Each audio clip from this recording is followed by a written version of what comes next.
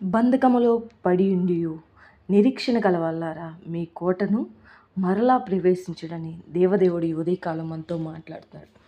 ఈ వాగ్దానం నా జీవితంలో ఒక గొప్ప జీవితాన్ని నాకు అనుగ్రహించిందని, ఎన్నో కష్టాలు, అవమానాలు, నిందలు, ప్రతికూల పరిస్థితుల్లో ఒంటరినైపోయి నానుకున్న వాళ్ళే నన్ను దూరపరిచినప్పుడు, చెయ్యని పనికి కూడా చేశామని నిందించినప్పుడు, నేను ఒంటరినైపోయినప్పుడు, ఇంకా నేను బ్రతకలేను ప్రభువా నన్ను తీసుకోండి, లేదా నేనేమైనా చేసుకొని నేను నీ దగ్గరకు వచ్చేస్తాను అన్నప్పుడు మరలా నాకు ఒక ఆలోచన, నేనేవైనా చేసుకుంటే నేను దేవుని దగ్గరికి పోలేనేమో అని ఒక బాధ, ఎన్నో బాధలు, ఇంక నేను బ్రతకలేనని స్థితిలో ఉన్నప్పుడు దేవుడు నాతో మాట్లాడాడండి ఈ వాక్యం.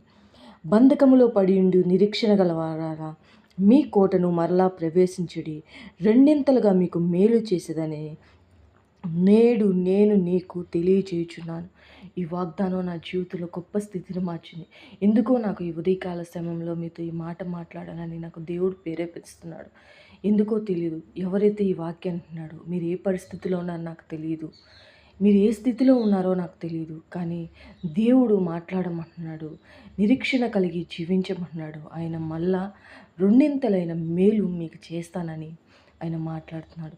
ఎన్నో స్థితులండి నా జీవితం, ప్రతికూల పరిస్థితులన్నీ దేవుడు, ప్రతి స్థితిలో కూడా నేను ఏనాడు దేవుణ్ణి నేను విడిచిపెట్టలా. ఈ రోజు కూడా వరకు నేను ఎన్నో సమస్యల్లో ఉన్నాను, ఎన్నో నిందల్లో ఉన్నాను, అవమానాల్లో ఉన్నాను, నా అనుకున్న వాళ్ళు నన్ను మోసపరిచిన స్థితిలో ఉన్నాను. అయినను ఈరోజు వరకు కూడా నేను ఏనాడు దేవుణ్ణి నేను చేయి విడిచిపెట్టలేండి.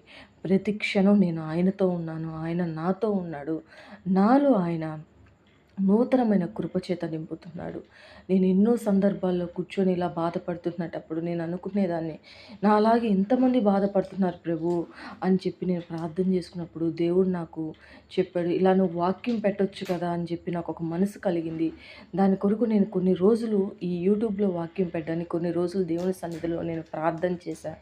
దేవుడు ఎందుకో ఒక్క ఆత్మైన రక్షించబడుతుంది కదా నాకు ఉద్దేశంతో నేను యూట్యూబ్ ఛానల్ వాక్యం పెట్టడానికి మొదలుపెట్టానండి. ఎందుకో తెలియదు, దేవుడు ఈ ఉదయకాల సమయంలో నాకు ఈ బాధలన్నిటిలోంచి నా దేవుడు నన్ను విడిపించాడు. ఈరోజు కూడా బాధలు ఉన్నాయి, కానీ ఆ బాధలు నన్ను ఏమి చేయలేదు, కానీ దేవుని కృప నాకు తోడుగా ఉంది.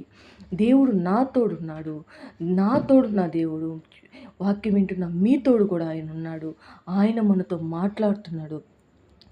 మీ కోటను మరలా ప్రవేశించుడి, రెండింతలమైన మేలు మీకు చేసేదని నేడు నేను మీకు ఆజ్ఞాపించున్నాను. ఆమేన్.